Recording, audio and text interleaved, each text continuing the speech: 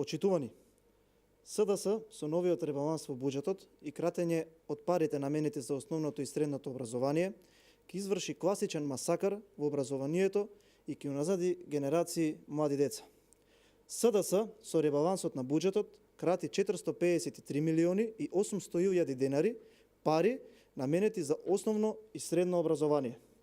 Со ова, во основното и средното образование се блокираат инфраструктурни проекти, се кратат пари за реновирање и изградба на основни и средни училишта, се укинуваат пари за изградба на спортски сали во основни и средни училишта, се укинуваат и пари наменети за интегрирани училници за основното и средното образование, со кој би се подобрил квалитетот на образованието на учениците.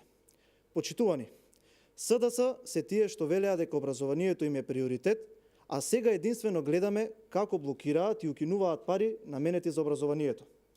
СДС се тие што велеа дека најмногу ќе вложат во образованието, а денес гледаме како кратат 453 милиони и 800.000 денари само од основното и средното образование. Основното и средното образование се столбот на секој образовен систем и темелот на здрави и образовани кадри.